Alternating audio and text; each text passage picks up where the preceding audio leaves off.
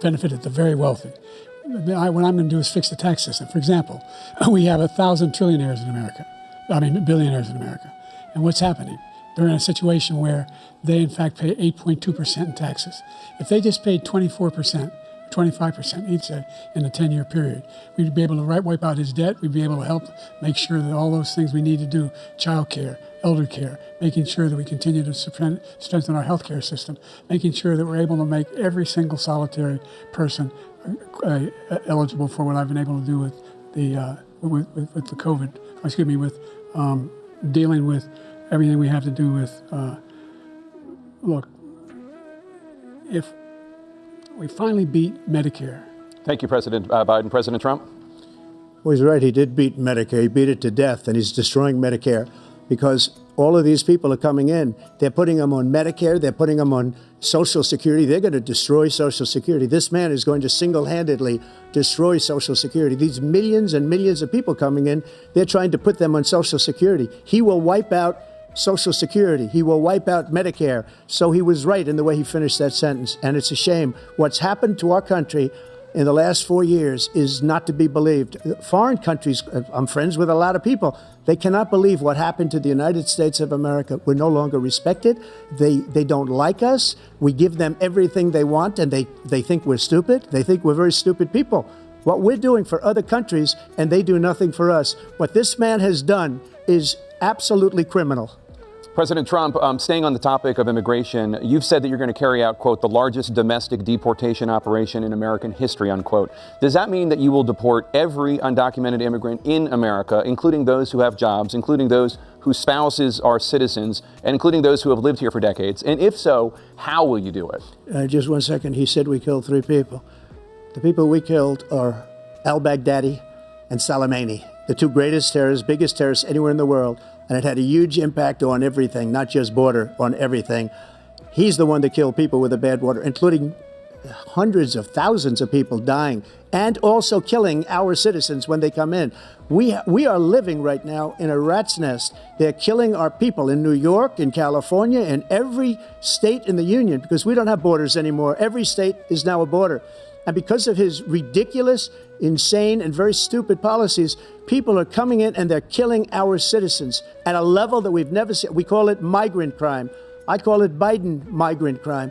They're killing our citizens at a level that we've never seen before. And you're reading it like these 3 incredible young girls over the last few days. One of them, I just spoke to the mother, and he just had the funeral for this girl, 12 years old. This is horrible what's taken place. What's taken place in our country, we're literally an uncivilized country now. He doesn't want it to be. He just doesn't know. He opened the borders. Nobody's ever seen anything like. And we have to get a lot of these people out, and we have to get them out fast because they're going to destroy our country. Just take a look at where they're living. They're living in luxury hotels in New York City and other places. Our veterans are on the street. They're dying because he doesn't care about our veterans. He doesn't care. He doesn't like the military at all. And he doesn't care about our veterans. Nobody been worse. I had the highest approval rating for veterans taking care of the VA. He has the worst. He's gotten rid of all the things that I approved. Choice that I got through Congress, all of the different things I approved, they abandoned. We had by far the highest, and now it's down in less than half because he's done all these great things that we did. And I think he did it just because I approved it, which is crazy. But he has killed so many people at our border by allowing all of these people to come in. And it's a very sad day in America. President Biden, you have the mic. Every single thing he said is a lie. Every single one. For example, veterans are a hell of a lot better off since I passed the PACT Act. 1 million of them now have insurance, and their families have it. Their families have it because what happened, whether it was Agent Orange or burn pits, they're all being covered now. And his group opposed that.